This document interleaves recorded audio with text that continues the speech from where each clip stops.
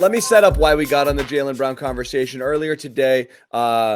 This handsome guy over here on the graphic, said on his the Goodman Ryan podcast that if they're going to get better, Celtics need to trade Jaylen Brown because it's really their only option. We've had this conversation a ton, Jeff, and again, this is why we're talking about it again tonight. The point is that there's really nobody else they could trade. Marcus doesn't get you enough, and nobody really wants Kemba based off of his health or his position or his style of play and his whatever. So that's it. You've got one option. You've got two options. It's Tatum or Brown in order to make a needle-moving trade. So you think at this point you have to do – is it – now you're picking Jaylen because you think Jason is the better player and the one who should stay here, or you think there's an issue with Jaylen specifically that you think you want to get out from under, or is it just a fit where the two of those guys aren't going to be able together to make it work?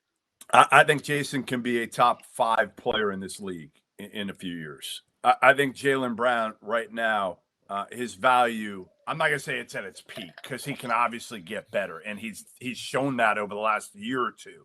You know, he's gotten better in the half court, better decision-making, become a better shooter, all of it. I just think Tatum's upside, especially in an NBA that values offense, scoring, versatility among a forward. I just think Tatum's a better overall player than Jaylen Brown.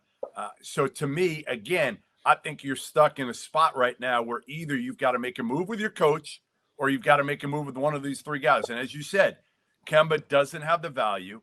I wouldn't trade Jason Tatum for just about anybody in the league. I really do think he's a guy, if you put the right people around him, and you either need a point guard that can make people better, which Kemba just is not. He's just not. He's never really been that guy.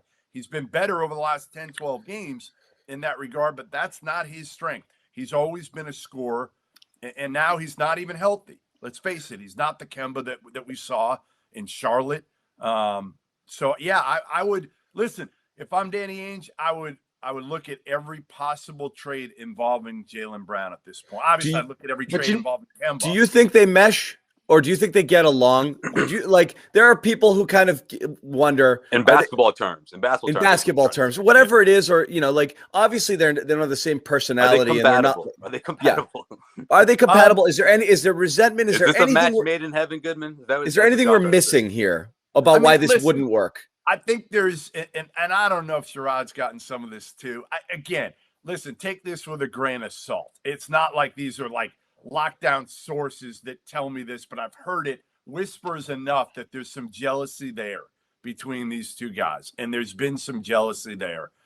Maybe who the guy is. Maybe Jaylen a little jealous of the fact that we've anointed Tatum ahead of him. Whatever it is, I think there's a little bit of jealousy, but listen, they're 23, 24 years old. That's probably par for the course for anybody in this situation. But I think they don't dislike one another or anything like that. I mean, they're not chilling with each other. They're not hanging out. Jimmy's jealous of Joe Sway. Right. Well, I mean, the big thing about those two guys, and I've talked with a number of people about them, is they push each other to be better. And when you're pushing each other, there is going to come a point where you're thinking like, well, shit, I mean, I'm just as good as him. And then the other guy's going to be thinking, well, I'm just as good as him. Does that mean that you can't play together? No, it simply means you understand that in order to be at that top shelf status that you want, you got to keep getting better because that dude is continuing to get better. The thing that the more I think about all that we're talking about and just the status of the Celtics, the elephant in the room that I don't think we've addressed is the money. And we've talked about Brad and his new deal and how that's a deterrent for them getting something done. But you also have to look, and we talked about this in previous episodes, the luxury tax and the impact of that and taking on another player.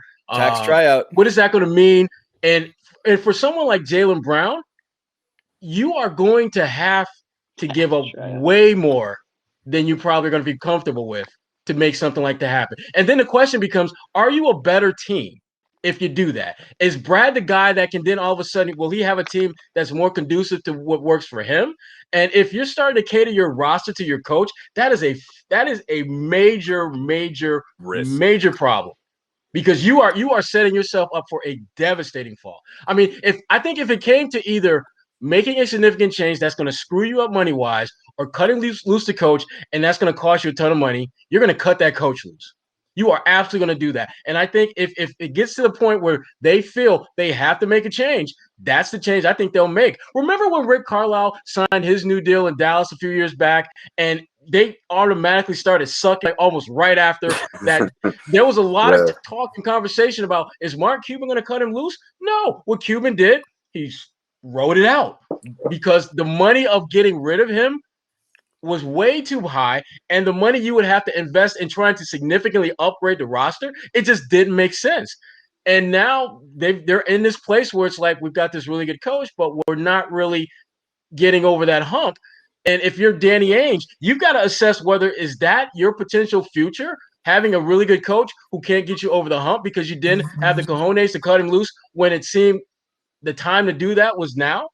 Those are some of the issues that Danny and Wick and all those guys have to work out. But the bottom line is, it's going to cost a lot of freaking money to do something. Is there somebody else that would want Brad? Because Jeff's scenario is risky. Those guys check out. I think if everything stays the same, there's a greater chance that Tatum and Brown are going to check out, because you're not going to improve this roster. You're not going to bring in pieces that's going to magically flip things around. And the Brooklyn Nets, guess what? They're going to be better next year.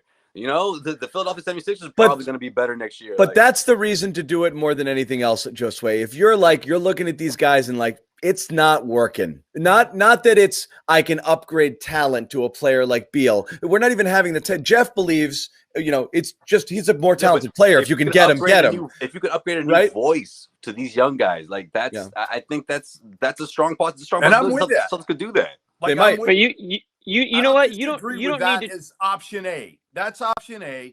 Option B, if you can't do that, or Wick won't pay for the buyout for Brad Stevens, you got to look at option B. Because I thought you had it the other way around. See, I thought you were saying give Tatum a new running mate over replacing Brad Stevens. If it's Bradley Beal, I'm in. If it's Bradley Beal, right? Oh, if it's Bradley Beal, right? I'm not giving Jaylen. I'm not saying that. What I'm saying is, if I can get Beal, that might be option A for me. Okay. Yeah. Right. That might be But don't trade Jaylen just to trade him. I got you. No, hell no. Hell no. No one's going to do that. Again, I really think Jaylen has gotten so much better. You got to remember, guys, I saw him in AAU. I saw him at Cal. He sucked at Cal.